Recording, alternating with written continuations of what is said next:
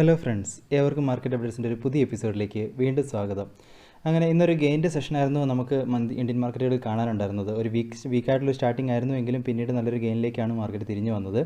നിഫ്റ്റിയെ സംബന്ധിച്ചിടത്തോളം 14,219 മുകളിൽ ഓപ്പണായ മാർക്കറ്റിൽ ഏകദേശം 110 പോയിൻറ്റ്സിനടുത്തുള്ളൊരു ഗെയിൻ റിപ്പോർട്ട് ചെയ്തു. തുടർന്ന് 14,406 മുകളിലാണ് ഇന്ന് നിഫ്റ്റി ക്ലോസ് ചെയ്തിട്ടുണ്ടായിരുന്നത്. സെൻസെക്സിലേക്ക് വന്നു കഴിഞ്ഞാൽ ഏകദേശം 374 പോയിൻറ്റ്സിന് മുകളിലുള്ള ഗെയിനും ബാങ്ക് നിഫ്റ്റിയിൽ 670 പോയിൻറ്റ്സിനടുത്തുള്ളൊരു ഗെയിനും റിപ്പോർട്ട് ചെയ്യപ്പെടുകയുണ്ടായി. സെക്ടർ വൈസ് മാർക്കറ്റ് നോക്കിക്കഴിഞ്ഞാൽ ബാങ്കിങ്, ഫിനാൻഷ്യൽ, അതുപോലെ തന്നെ മെറ്റൽ, ഈ ഒരു സെക്ടറുകളായിരുന്നു ഏറ്റവും കൂടുതൽ ഗെയിൻ ഇന്ന് നിഫ്റ്റിയിൽ പ്രൊവൈഡ് ചെയ്തത്. അതുപോലെ തന്നെ FMCG ആയിരുന്നു ഇന്ന് ഏറ്റവും കൂടുതൽ ഡിക്ലൈനിലേക്ക് പോയിട്ടുണ്ടായിരുന്നത്. നിഫ്റ്റിയിലേക്ക് നോക്കിക്കഴിഞ്ഞാൽ Wipro, ICICI bank, Tata steel, JSW steel, HDFC ഇവരായിരുന്നു ടോപ്പ് പെർഫോമിംഗ് സ്റ്റോക്സ് ആയിട്ട് നിന്നത്. ബ്രോഡർ മാർക്കറ്റിലേക്ക് നോക്കിക്കഴിഞ്ഞാൽ മിഡ് ക്യാപ്പിൽ ഏകദേശം 0.58% ഗെയിനും സ്മോൾ ക്യാപ്പിൽ 0.57% ഗെയിനും റിപ്പോർട്ട് ചെയ്യപ്പെടുകയുണ്ടായി. അപ്പോൾ ഇതാണ് ഇന്നത്തെ ഒരു മാർക്കറ്റിൻ്റെ പിക്ചറായിട്ട് കാണിക്കാനുള്ളത്. ഇനി അതുപോലെ തന്നെ നിഫ്റ്റിയുടെ ഒരു ഡെയിലി ചാർട്ടിലേക്ക് നമ്മൾ വരികയാണെങ്കിൽ കഴിഞ്ഞ കുറച്ച് ദിവസങ്ങളിലെ ഒരു വോൾട്ടൈലായിട്ടുള്ള ഒരു സെഷനൊക്കെ ശേഷം ഇന്ന് കഴിഞ്ഞ ദിവസത്തെ ഒരു ബിയറിഷ് ക്യാൻഡിലൊക്കെ ശേഷം ഇന്ന് നല്ലൊരു ബുള്ളിഷ് ക്യാൻഡിൽ മാർക്കറ്റിൽ പ്ലോട്ട് ചെയ്തിട്ടുണ്ട്. അപ്പോൾ മാർക്കറ്റ് നോക്കിക്കഴിഞ്ഞാൽ ഒരു ഗ്യാപ് ഡൗൺ ആയിട്ടുള്ളൊരു ഓപ്പണിംഗ് ഒക്കെ ആയിരുന്നു. തുടർന്ന് പിന്നീട് നോക്കിക്കഴിഞ്ഞാൽ ഒരു തുടർച്ചയായിട്ടുള്ളൊരു കയറ്റമായിരുന്നു ഇന്ത്യൻ മാർക്കറ്റിൽ നിന്നത്. അപ്പോൾ ഇന്നത്തെ ഒരു ഡെയിലി ചാർട്ടിലേക്ക് വന്നു കഴിഞ്ഞാൽ നല്ലൊരു ബുള്ളിഷ് ക്യാൻഡിൽ പ്ലോട്ട് ചെയ്തിട്ടുണ്ട്. അതുകൊണ്ട് തന്നെ നമുക്ക് മാർക്കറ്റിലൊരു അപ്സൈഡിനുള്ളൊരു സാധ്യതകൾ ഉണ്ടാവാം എന്ന രീതിയിലാണ് മിക്ക പ്രൊഡിക്ഷൻസുകളും വന്നുകൊണ്ടിരിക്കുന്നത്. എന്നിരുന്നാലും ശ്രദ്ധിക്കേണ്ട വിഷയം നമുക്ക് കൊറോണയെ സംബന്ധിച്ചുള്ള വാർത്തകൾ തന്നെയാണ്. കാരണം ഒരു ബ്രോഡർ സെൻസിലെടുത്ത് കഴിഞ്ഞാൽ ഇപ്പം നമുക്ക് ക്വാർട്ടർസ് റിസൾട്ടൊക്കെ പബ്ലിഷ് ആവുന്നുണ്ട്. എന്നിരുന്നാലും ഒരു ബ്രോഡർ ലെവലിൽ നോക്കിക്കഴിഞ്ഞാൽ നമുക്ക് പ്രധാനമായിട്ടും ഈ ഒരു കൊറോണയെ സംബന്ധിച്ചുള്ള വാർത്തകളും അതുപോലെ തന്നെ ഗവൺമെൻറ്റും ഓരോ സംസ്ഥാനത്തുള്ള അതുപോലെ തന്നെ സെൻട്രൽ ഗവൺമെൻറ്റൊക്കെ എടുക്കാൻ പോകുന്ന ഡിസിഷൻസ് ആയിരിക്കും വരും ദിവസങ്ങളിൽ മാർക്കറ്റിൽ ഒരു കൂടുതൽ ഇഫക്റ്റുകൾ ഉണ്ടാക്കാൻ പോകുന്നത്. എന്നിരുന്നാലും സ്റ്റോക്കുകളിലേക്ക് വന്നു കഴിഞ്ഞാൽ നമുക്ക് ക്വാർട്ടർലി റിസൾട്ടുകളാണ് ഒരു മൂവ്മെൻറ്റിനുള്ള സാധ്യതകൾ കൊടുക്കാനായിട്ട് നിലനിൽക്കുന്നത്. ഇപ്പോൾ മാർക്കറ്റിനെ സംബന്ധിച്ചിടത്തോളം ഈ ഒരു 14,200, 14,500 ആ ഒരു റേഞ്ചിനുള്ളിൽ മാർക്കറ്റ് ഒരു കൺസോളിഡേഷനായിട്ട് ശ്രമിക്കുന്നു എന്ന രീതിയിലാണ് ഇപ്പോൾ കാണാനുള്ളത്. കാരണം ആ ഒരു റേഞ്ചിനുള്ളിൽ പിടിച്ചു നിൽക്കാനായിട്ട് മാർക്കറ്റ് ശ്രമിക്കുന്നുണ്ട്. അതുകൊണ്ട് തന്നെ വരും ദിവസങ്ങളിൽ 14,200, 250 റേഞ്ചുകൾ സപ്പോർട്ട് സോൺസും അതേപോലെ തന്നെ 14,500 തുടർന്ന് 14,750 ഈ ഒരു റേഞ്ചുകൾ റെസിസ്റ്റൻസ് സോണുകളായിട്ടും ഇപ്പോൾ നിഫ്റ്റിക്ക് നിലനിൽക്കുന്നു. അപ്പോൾ തീർച്ചയായിട്ടും വരും ദിവസങ്ങളിൽ ന്യൂസുകൾ ട്രാക്ക് ചെയ്യുന്ന കാര്യം ശ്രദ്ധിക്കുക. അപ്പോൾ നമുക്കതൊക്കെ ആയിരിക്കും വരും ദിവസങ്ങളിൽ ഒരു മാർക്കറ്റിൻ്റെ മൂവ്മെൻറ്റിന് കൊടുക്കാനായിട്ട് നിലനിൽക്കുന്നത്. ഇനി നമ്മൾ ബാങ്ക് നിഫ്റ്റിൻ്റെ ചാർട്ടിലേക്ക് വന്നു കഴിഞ്ഞാൽ ബാങ്ക് നിഫ്റ്റിയിൽ ഇന്നൊരു ബുള്ളിഷ് എൻഗൾഫിംഗ് പോലത്തെ ഒരു പാറ്റേൺ ഫോർമേഷനാണ് ഉണ്ടായിട്ടുള്ളത്.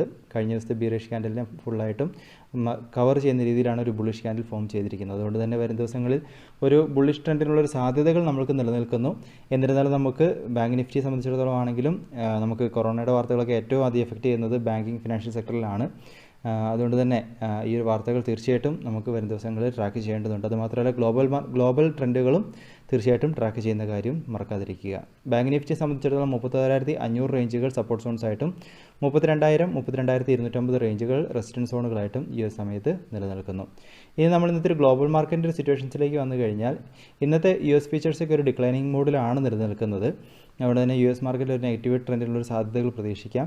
യൂറോപ്യൻ മാർക്കറ്റിലേക്ക് വന്നു കഴിഞ്ഞാൽ FTSEക്ക് ഒരു സൈഡ് വേയിൽ ഒരു ചെറിയൊരു മോഡസ്റ്റ് ആയിട്ടുള്ളൊരു ഗെയിനോട് കൂടിയാണ് ട്രേഡ് ആയിക്കൊണ്ടിരിക്കുന്നത്. എല്ലാം പോസിറ്റീവിൽ കാണുന്നുണ്ട്. ഇനി അതുപോലെ തന്നെ ഏഷ്യൻ മാർക്കറ്റിലേക്ക് വന്നു കഴിഞ്ഞാൽ ഒരു മിക്സഡ് ട്രെൻഡ് കണ്ടുവരുന്നു. SGX നിഫ്റ്റി 38 പോയിൻറ്റ്സിൽ ഗെയിനിൽ ട്രേഡ് ആവുന്നു. ഗോൾഡിൻ്റെ പ്രൈസിൽ ഒരു ഡിക്ലൈൻ കാണുന്നുണ്ട്. ഇനി അതുപോലെ തന്നെ രൂപയുടെ മൂല്യത്തിൽ ഡോളർ അഗൈൻസ്റ്റ് ആയിട്ട് ഒരു മോഡസ്റ്റ് ആയിട്ടുള്ളൊരു ലോസ് ഉണ്ടായിട്ടുണ്ട്. 74.95 ട്രേഡ് എൻഡ് ആയിരിക്കുന്നത്. ഇനി അടുത്തായിട്ട് ഇൻസ്റ്റിറ്റ്യൂഷൻ ആക്ടിവിറ്റിയിലേക്ക് വന്നു കഴിഞ്ഞാൽ ഫോറിൻ ഇൻസ്റ്റിറ്റ്യൂഷൻ്റെ ഭാഗത്ത് നിന്ന് 909 കോടിക്ക് മുകളിലുള്ള ഒരു നെറ്റ് വിത്ഡ്രോവൽ ക്യാഷ് മാർക്കറ്റിൽ വന്നിരിക്കുന്നു. ഡൊമസ്റ്റിക് ഇൻസ്റ്റിറ്റ്യൂഷൻ്റെ ഭാഗത്ത് നിന്ന് 850 കോടിക്ക് അടുത്തുള്ള ഒരു നെറ്റ് ഇൻവെസ്റ്റ്മെൻറ്റും ക്യാഷ് മാർക്കറ്റിൽ വന്നിട്ടുണ്ട്. അപ്പോൾ നമുക്ക് ഫോറിൻ ഇൻസ്റ്റിറ്റ്യൂഷൻസും രൂപയും സപ്പോർട്ടീവായിട്ടല്ല കാണുന്നത്. അതുപോലെ തന്നെ ഗ്ലോബൽ മാർക്കറ്റും ഒരു മിക്സഡ് ട്രെൻഡിൽ തുടരുന്നു. തീർച്ചയായിട്ടും രാവിലെ SGX നിഫ്റ്റി ട്രാക്ക് ചെയ്യുക. നമുക്കതിൻ്റെ ഒരു ബേസ് ചെയ്തിട്ടുള്ളൊരു ഓപ്പണിംഗ് നമുക്ക് ഇന്ത്യൻ മാർക്കറ്റുകളിലും പ്രതീക്ഷിക്കാം. ഇനി അടുത്തായിട്ട് സ്റ്റോക്കുകളെ കുറിച്ച് സംസാരിക്കാനാണെങ്കിൽ ആദ്യമേ തന്നെ വാബാഗ് അതുപോലെ തന്നെ ഹിന്ദുസ്ഥാൻ സിങ്ക് ഈ ഒരു 2 സ്റ്റോക്കുകൾ ഒന്ന് ട്രാക്ക് ചെയ്യുന്ന നല്ലതായിരിക്കും. ഒരു ബുള്ളിഷ് റിവേഴ്സലിനുള്ള സാധ്യതകൾ ഈ ഒരു സ്റ്റോക്കിൽ കണ്ടുവരുന്നുണ്ട്. അപ്പോൾ നമുക്ക് വരും ദിവസങ്ങളിൽ ആ ഒരു ക്യാൻഡിൽ നിന്ന് ഒരു ബ്രേക്കൗട്ടുകൾ കിട്ടിക്കഴിഞ്ഞാൽ ഒരു ട്രേഡിംഗ് പോസിബിലിറ്റി ഈ ഒരു സ്റ്റോക്കുകളിലുണ്ട്. അതുപോലെ തന്നെ അദാനി എൻ്റർടൈൻമെൻറ്റ് നമ്മൾ കഴിഞ്ഞ കുറച്ച് ദിവസങ്ങളായിട്ട് ട്രാക്ക് ചെയ്യുന്നുണ്ട്. അപ്പോൾ പയ്യെ ഒരു വീണ്ടും ഒരു ബുള്ളിഷ് ട്രെൻഡുകൾ കാണുന്നുണ്ട് ഈ ഒരു സ്റ്റോക്കിൽ. തീർച്ചയായിട്ടും ഈ ഒരു സ്റ്റോക്കിനെ നിങ്ങളൊന്ന് ട്രാക്ക് ചെയ്യുക. നമുക്കൊരു ബ്രേക്കൗട്ടുകൾ ഈ ഒരു ക്യാൻഡിൽ ബ്രേക്കൗട്ടുകൾ കിട്ടുകയാണെങ്കിൽ അദാനി എൻ്റർടൈൻമെൻറ്റിലൊരു പോസിബിലിറ്റി നിലനിൽക്കുന്നു. ഇനി അതിനെ ഓറോ ഫാർമിനെ സംബന്ധിച്ചിടത്തോളം നമ്മൾ ട്രാക്ക് ചെയ്യുന്നുണ്ടായിരുന്നു. അപ്പോൾ ഈ ഒരു സ്റ്റോക്കിൽ ഇന്ന് വീണ്ടും ഒരു ഇൻഡിസിസീവ് ആയിട്ടുള്ള ഒരു പാറ്റേൺ ഫോർമേഷനാണ് ഇന്ന് ഫോം ചെയ്തിരിക്കുന്നത്. നമുക്ക് ഈ ഒരു ഹൈയിൽ നിന്ന് ഏകദേശം 1023 മുകളിൽ ഒരു ബ്രേക്കൗട്ടുകൾ കിട്ടിക്കഴിഞ്ഞാൽ അടുത്തൊരു സാധ്യതകൾ ഓറോ ഫോർമയിൽ നമുക്ക് പ്രതീക്ഷിക്കാം. വിപ്രോയെ നമ്മൾ ഇതേപോലെ കഴിഞ്ഞ ദിവസങ്ങളിൽ ട്രാക്ക് ചെയ്യാൻ പറഞ്ഞിട്ടുണ്ടായിരുന്നു. ഇന്ന് നമുക്ക് നല്ലൊരു ബുള്ളിഷ് ക്യാൻഡിൽ ഈ ഒരു സ്റ്റോക്കിൽ കിട്ടിയിട്ടുണ്ട്. അപ്പോൾ വരും ദിവസങ്ങളിലും ഒന്ന് വാച്ച് ചെയ്യുക. നമുക്ക് 494 മുകളിലേക്ക് ഒരു ബ്രേക്കൗട്ടുകൾ കിട്ടിക്കഴിഞ്ഞാൽ വിപ്രോയിൽ വീണ്ടും ഒരു പോസിബിലിറ്റി നമുക്ക് പ്രതീക്ഷിക്കാം. ഇതുപോലെ തന്നെ ക്യുമിൻസ് ഇന്ത്യയെ സംബന്ധിച്ചിടത്തോളം കഴിഞ്ഞ കുറച്ച് ദിവസങ്ങളുടെ ഒരു കൺസോളിഡേഷൻ മൂഡിൽ പോയതിന് ശേഷം ഇപ്പോൾ വീണ്ടും ഒരു ബുള്ളിഷ് ക്യാൻഡിൽ ഫോം ചെയ്തിട്ടുണ്ട്. നമുക്ക് 867 മുകളിലേക്ക് ഒരു ഓപ്പണിംഗ് കിട്ടുകയാണെങ്കിൽ 870 മുകളിൽ ഒരു ഓപ്പണിംഗ് കിട്ടുകയാണെങ്കിൽ ക്യുമിൻസ് ഇന്ത്യയിൽ നമുക്ക് അടുത്തൊരു പോസിബിലിറ്റി പ്രതീക്ഷിക്കാം. ഇനി അതുപോലെ തന്നെ സ്റ്റീൽ JSW സ്റ്റീലിൻ്റെ സ്റ്റോക്കും അതുപോലെ തന്നെ ടാറ്റ സ്റ്റീലിൻ്റെ സ്റ്റോക്കും നിങ്ങളൊന്ന് ട്രാക്ക് ചെയ്യുക. കാരണം നല്ലൊരു ബുള്ളിഷ് ട്രെൻഡുകൾ ഈ ഒരു സ്റ്റോക്കുകൾ കണ്ടുവരുന്നുണ്ട്. അപ്പോൾ നമുക്ക് തീർച്ചയായിട്ടും ഒരു ബ്രേക്കൗട്ടുകൾ ആവശ്യമാണ്. അപ്പോൾ വരും ദിവസങ്ങളിൽ ഒരു 652 മുകളിൽ ഒരു ബ്രേക്കൗട്ടുകൾ JSW സ്റ്റീലിൽ ഉണ്ടായിക്കഴിഞ്ഞാൽ അടുത്തൊരു പോസിബിലിറ്റി നമുക്ക് JSW സ്റ്റീലിൽ നിലനിൽക്കുന്നു. തീർച്ചയായിട്ടും അതുപോലെ തന്നെ ടാറ്റ സ്റ്റീലിൻ്റെ സ്റ്റോക്കും ഒന്ന് വാച്ച് ചെയ്യുന്നത് നല്ലതായിരിക്കും. ഇനി അടുത്തതായിട്ട് ജിൻഡാൽ സ്റ്റീലിൻ്റെ സ്റ്റോക്കിലും നമുക്കൊരു ബുള്ളിഷ് മൂവുകൾ നിലനിൽക്കുന്നുണ്ട് കഴിഞ്ഞ 3 ദിവസങ്ങളിലായിട്ട്. തീർച്ചയായിട്ടും ഈ ഒരു സ്റ്റോക്കിനെയും ഒരു ബ്രേക്കൗട്ടുകൾക്കായിട്ട് വാച്ച് ചെയ്യുക. ഇനി അതുപോലെ തന്നെ അടുത്തായിട്ട് നമുക്ക് പ്രധാനപ്പെട്ട അപ്ഡേറ്റുകളിലേക്ക് പോവുകയാണെങ്കിൽ ആദ്യം തന്നെ ഓർഡർ വിന്നുകളിലേക്ക് വന്നു കഴിഞ്ഞാൽ L&T കൺസ്ട്രക്ഷൻ വിഭാഗത്തിനെ സംബന്ധിച്ചിടത്തോളം അവർക്ക് ഒരു significant order oil gas supply base നിർമ്മിക്കാനായിട്ടുള്ളൊരു ഓർഡറാണ് ദുബായ് ബേസ്ഡ് ആയിട്ടുള്ളൊരു കമ്പനിയിൽ നിന്നാണ് കിട്ടിയിരിക്കുന്നതാണ് അറിയിച്ചിരിക്കുന്നത്.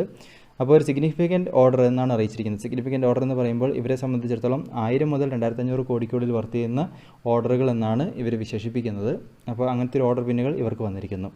അടുത്തായിട്ട് വൈശാലി ഫാർമയെ സംബന്ധിച്ചിടത്തോളം അവർക്ക് ഏകദേശം $2,70,000 വർത്ത് ചെയ്യുന്ന ഓർഡറുകൾ അവർക്ക് അഫ്ഗാനിസ്ഥാനിൽ നിന്ന് കിട്ടിയതായിട്ട് അറിയിച്ചിരിക്കുന്നു. പ്രധാനമായിട്ടും ടാബ്ലറ്റ് മാനുഫാക്ചറിങ് മെഷീൻ അതുപോലെ തന്നെ API ക്യാപ്സ്യൂൾ ഇങ്ങനത്തെ ഈ ഒരു മെഡിക്കൽ റിലേറ്റഡ് ആയിട്ടുള്ള എക്യുപ്മെൻറ്റ്സ് അതുപോലെ തന്നെ ഇങ്ങനത്തെ ഒരു API എല്ലാം കൊടുക്കുന്നതിനായിട്ടുള്ള സപ്ലൈ ചെയ്യുന്നതിനുള്ള ഓർഡറുകൾ എന്നാണ് അറിയിച്ചിരിക്കുന്നത്. ഇനി അടുത്തതായിട്ട് വണ്ടർല ഹോളിഡേയ്സിനെ സംബന്ധിച്ചിടത്തോളം അവരുടെ ബാംഗ്ലൂരിലുള്ള പാർക്ക് അത് മെയ് 4 വരെയോ അല്ലെങ്കിൽ അടുത്തൊരു നോട്ടീസ് ഉണ്ടാകുന്നത് വരെയോ ക്ലോസ്ഡ് ആയിരിക്കും എന്ന രീതിയിലൊരു അനൗൺസ്മെൻറ്റുകൾ വന്നിട്ടുണ്ട്. അത് അവർക്ക് നെഗറ്റീവ് ന്യൂസായിട്ട് നിലനിൽക്കുന്നു. അടുത്തായിട്ട് ഹീറോ മോട്ടോ കോർപ്പിനെ സംബന്ധിച്ചിടത്തോളം അവർ ഗൊറേഗോ ഇങ്കുമായിട്ട് ഒരു പാർട്ട്ണർഷിപ്പിലേക്ക് വന്നിട്ടുണ്ട്. അത് ഇലക്ട്രിക് വെഹിക്കിൾ മൊബിലിറ്റി അത് ഇന്ത്യയിൽ അതിൻ്റെ ഒരു ഗ്രോത്ത് ആക്സിലറേറ്റ് ചെയ്യുന്നതുമായിട്ട് ബന്ധപ്പെട്ടുള്ള ഒരു പ്രൊജക്റ്റ് ആണ് ഇവർ ഈ പാർട്ട്ണർഷിപ്പിലൂടെ ചെയ്യാൻ പോകുന്നതെന്നാണ് അറിയിച്ചിരിക്കുന്നത്. ഇനി Q4 റിസൾട്ടുകളിലേക്ക് വന്നു കഴിഞ്ഞാൽ ഇന്ന് നെറ്റ്വർക്ക് 18 മീഡിയയുടെ Q4 റിസൾട്ട്സ് പബ്ലിഷ് ആയിട്ടുണ്ടായിരുന്നു. നെറ്റ് പ്രോഫിറ്റിൽ ഏകദേശം 9 മടങ്ങിലധികം വർധനമാണ് ഉണ്ടായിരിക്കുന്നത്. 547 കോടിയാണ് നെറ്റ് പ്രോഫിറ്റായിട്ട് കാണിച്ചിരിക്കുന്നത്. എബിഡ നോക്കിക്കഴിഞ്ഞാൽ അവിടെയും 29% വർധനവ് ഉണ്ടായിരിക്കുന്നു. പ്രധാനമായിട്ടും അവർക്ക് അവരുടെ ഒരു ബിസിനസ്സുകളിൽ അവരുടെ ഒരു ബ്രേക്ക് ഈവൻ കൊണ്ടുവരാൻ സാധിച്ചതും അതുപോലെ തന്നെ നല്ലൊരു ഗ്രോത്ത് ഡിജിറ്റൽ മീഡിയയിലൊക്കെ നല്ലൊരു ഗ്രോത്ത് വന്നതൊക്കെയാണ് കാരണങ്ങളായിട്ട് കാണിച്ചിരിക്കുന്നത്. എന്നിട്ട് അതുമാത്രമല്ല ശ്രദ്ധിക്കേണ്ട വിഷയം അവരുടെ ഡെപ്റ്റ് അവർക്ക് കുറയ്ക്കാനായിട്ട് സാധിച്ചു എന്നും കാണിച്ചിരിക്കുന്നു. 3265 കോടിയിൽ നിന്നും 2414 കോടിയായിട്ട് ഡെപ്റ്റ് കുറയ്ക്കാൻ സാധിച്ചു എന്നും കമ്പനിയുടെ അനൗൺസ്മെൻറ്റുകളിൽ കാണിച്ചിരിക്കുന്നു. അടുത്തായിട്ട് ഫിലാടെക്സ് ഇന്ത്യയെ സംബന്ധിച്ചിടത്തോളം അവർ 118 കോടിയുടെ നെറ്റ് പ്രോഫിറ്റ് റിപ്പോർട്ട് ചെയ്തിട്ടുണ്ട്. കഴിഞ്ഞ വർഷം അവർക്ക് 21 കോടിയുടെ നെറ്റ് പ്രോഫിറ്റ് ആയിരുന്നു ഉണ്ടായിരുന്നത്. അതുപോലെ തന്നെ റവന്യൂവിൽ നോക്കിക്കഴിഞ്ഞാലും 31% വർധനവ് കൊണ്ടുവരാൻ സാധിച്ചിരിക്കുന്നു. 667 കോടിയിൽ നിന്നും 853 കോടിയായിട്ട് ടോട്ടൽ റവന്യൂ ഉയർന്നിരിക്കുന്നവർക്കും. അപ്പോൾ നല്ല റിസൾട്ടുകളാണ് രണ്ട് കമ്പനിയും പബ്ലിഷ് ചെയ്തിരിക്കുന്നത്. അതുപോലെ തന്നെ നാളെ നമുക്ക് HCLൻ്റെ റിസൾട്ടും പബ്ലിഷ് ആകാൻ പോകുന്നുണ്ട്. HCLനെ സംബന്ധിച്ചിടത്തോളം അനലിസ്റ്റുകളൊക്കെ എക്സ്പെക്റ്റ് ചെയ്യുന്നത് റവന്യൂവിൽ 3.1% ഗ്രോത്താണ് കഴിഞ്ഞ ക്വാർട്ടറിനെ അപേക്ഷിച്ചുണ്ടാവാൻ സാധ്യതകളെന്നാണ് മിക്ക അനലിസ്റ്റുകളും പ്രെഡിക്റ്റ് ചെയ്യുന്നത്. തീർച്ചയായിട്ടും നാളെ നമുക്കതൊന്ന് ട്രാക്ക് ചെയ്യാം. അതേപോലെ തന്നെ മഹീന്ദ്ര ഫിനാൻസിൻ്റെ റിസൾട്ടുകളും Q4 റിസൾട്ടുകളും നാളെ പബ്ലിഷ് ആവാൻ പോവുകയാണ്. അതുപോലെ തന്നെ ശ്രദ്ധിക്കേണ്ട പ്രധാനപ്പെട്ട ഒരു വിഷയം എന്താണെന്ന് വെച്ച് കഴിഞ്ഞാൽ നമുക്കിപ്പോൾ കൊറോണയുടെ ഒരു വ്യാപനങ്ങളൊക്കെ വന്നുകൊണ്ടിരിക്കുന്നു. അതുപോലെ തന്നെ എല്ലാ ഹോസ്പിറ്റലുകളിലും ഓക്സിജൻ്റെ ഒക്കെ ഡിമാൻഡുകൾ വർദ്ധിച്ചു വരികയാണ്. അപ്പോൾ അങ്ങനത്തെ ഒരു സാഹചര്യങ്ങൾ നിലനിൽക്കുന്നുണ്ട് മെഡിക്കൽ ഓക്സിജൻ നിർമ്മിക്കുന്ന കമ്പനികൾ. അപ്പോൾ ആ ഒരു കമ്പനികളിലും ഫോക്കസ് വെക്കുന്നത് നല്ലതായിരിക്കും. അപ്പോൾ ആ ഒരു സ്റ്റോക്കുകളിലൊക്കെ ഒരു പ്രധാനമായിട്ടും അതുമായിട്ട് ബന്ധപ്പെട്ട് റിലേറ്റഡ് ആയിട്ടുള്ള സ്റ്റോക്കുകളിലൊക്കെ ഒരു വർധനവ് വരുന്നു എന്നൊരു അപ്ഡേറ്റുകൾ ഇന്ന് മണി കൺട്രോളിൽ കണ്ടിട്ടുണ്ടായിരുന്നു. പ്രധാനമായിട്ടും Linde India, Bhagwati oxygen, Gagan gases ഈ ഒരു കമ്പനികളാണ് റിപ്പോർട്ട് കാണിച്ചിട്ടുണ്ടായിരുന്നത്. അപ്പോൾ ഈ ഒരു കമ്പനികളും ട്രാക്ക് ചെയ്യുന്നത് നല്ലതായിരിക്കും. ഇനി അതേപോലെ തന്നെ ഇലക്ട്രിക് വെഹിക്കിളിനെ സംബന്ധിച്ചിടത്തോളം society of manufacturers of electric vehicle അവർ ഈ ഒരു ഫിനാൻഷ്യൽ ഇയർ 21 ഇലക്ട്രിക് വെഹിക്കിൾസിൻ്റെ സെയിൽസ് ഡാറ്റ പബ്ലിഷ് ചെയ്തിട്ടുണ്ടായിരുന്നു. അതിൽ 20% ഡിക്ലൈനാണ് ഉണ്ടായി എന്ന രീതിയിലാണ് ഈ ഒരു ഇവരുടെ അപ്ഡേറ്റുകളിൽ കാണിച്ചിരിക്കുന്നത്. 2.36 ലക്ഷം യൂണിറ്റുകൾ സെയിൽ ചെയ്യാൻ സാധിച്ചു എന്നാണ് കാണിച്ചിരിക്കുന്നത്. അപ്പോൾ ഒരു ഡിക്ലൈൻ വന്ന രീതിയിലാണ് ഇവരുടെ റിപ്പോർട്ടുകളിൽ പറഞ്ഞിരിക്കുന്നത്. അതുപോലെ തന്നെ കൊറോണയുടെ വ്യാപനങ്ങളൊക്കെ വന്നതുകൊണ്ട് തന്നെ ഇപ്പോൾ ഫ്ലൈറ്റ്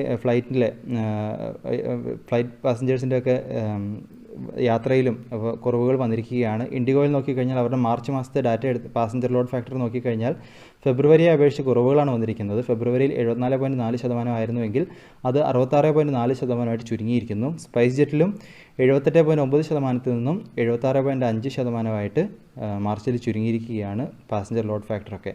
അപ്പോൾ ഇതൊക്കെയാണ് ഇന്നത്തെ പ്രധാനപ്പെട്ട അപ്ഡേറ്റുകൾ പറയാനുള്ളത്. തീർച്ചയായിട്ടും ഈ ഒരു ന്യൂസുകളും പറഞ്ഞ സ്റ്റോക്കുകളും നിങ്ങളുടെ അനാലിസിസിനായിട്ട് ഉപയോഗിക്കുക. അനാലിസിസിനോട് നിങ്ങൾക്ക് ഫീൽ ചെയ്തുവെങ്കിൽ മാത്രം ഡിസിഷനിലേക്ക് പോകുന്ന കാര്യം ശ്രദ്ധിക്കുക. അതുപോലെ നിങ്ങൾക്കുള്ള അഭിപ്രായങ്ങളും നിർദ്ദേശങ്ങളും കമൻറ്റ് വഴിയായിട്ട് ഷെയർ ചെയ്യുക. പുതിയ അപ്ഡേറ്റ്സ് ആയിട്ട് നമുക്ക് വീണ്ടും കാണാം. This is Tony signing off.